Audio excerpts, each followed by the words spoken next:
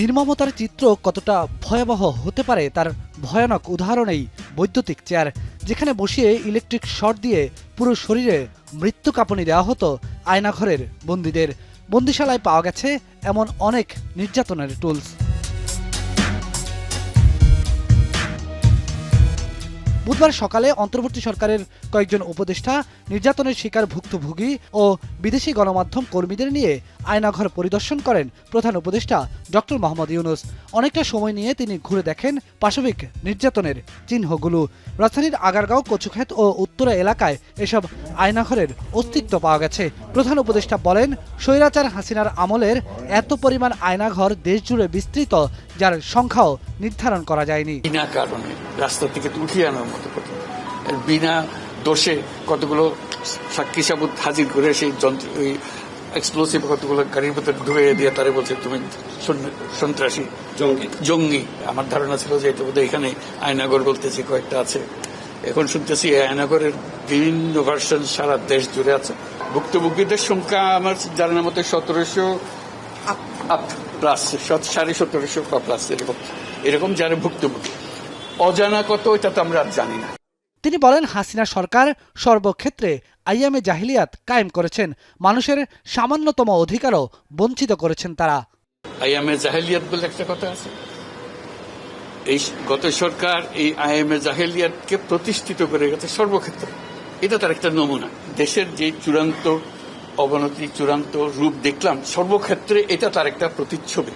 কাজে গুম কমিশন যেটা আমাদের সামনে নিয়ে আসলো সেটা হলো যে কি পরিমাণে একটা দেশকে সর্বদিকে ধ্বংস করা যায়, এমনকি মানুষের একেবারে সামান্যতম যে মানবিক অধিকার সেটুকু থেকে বঞ্চিত করে রেখে দেওয়া হয়েছে।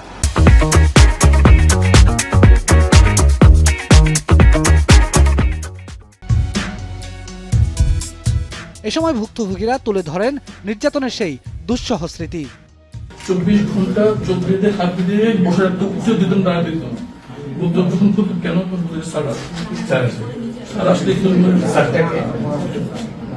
বুঝতে পারি চোখ বাঁধা হতে ফিরে এই জায়গাটুকুতে কাজ স্টুডিওর মতো এখানে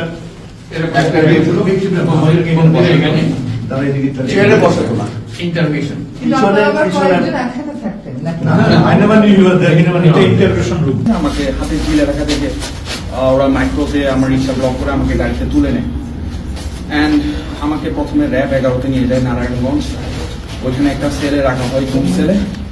এর পরের দিন রাতেই আমাকে এখানে নিয়ে আসা হয়। আমাকে প্রথমে জিজ্ঞেস করলো আমার RAW সাথে যোগাযোগ আছে নাকি না, CIA এর সাথে যোগাযোগ আছে নাকি না, ISI এর সাথে যোগাযোগ আছে না, চাইনিজদের সাথে যোগাযোগ আছে নাকি না। মানে ইট ওয়াজ নেভার এক লাইনে কোনো সময় ছিল না। ওই দিন রাত্রে আমার আম্মুকে মারা হয়েছিল, আবার মারছে, কিন্তু আমাকে কিচ্ছু করে নাই, সব আমার আম্মুকে।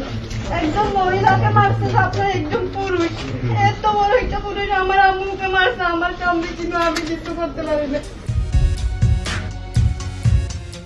প্রধান উপদেষ্টার সাথে পরিদর্শনে যাওয়া গুম হওয়া উপদেষ্টারাও জানান তাদের প্রতিক্রিয়া।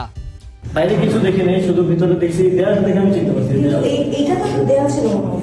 হ্যাঁ, রুমটা ছোট ছিল, এই জন্য আমি বুঝতে পারতেছিলাম না। এখন ভেঙে রুমটা বড় করা হয়েছে। এখানে আমার পর চোখ খুলে দিল, আবার এখান থেকে বের করার সময় চোখ হ্যান্ডকাপ লাগায়, তারপর ইন্টারোগেশন রুমে নিয়ে দিই। ইন্টারোগেশনে তো এখানে সারা রাতেও ইন্টারোগেশন করতো, এখানে বা কোনো অজ্ঞান হয়ে গেলে বা কোনো প্রধান উপদেষ্টা বলেন, যারা এসব ঘৃণ্য কাজ করেছে তাদের বিচার নিশ্চিত না হওয়া পর্যন্ত দেশ মুক্ত হবে না। বেলায়েত হোসাইন, এখন, ঢাকা।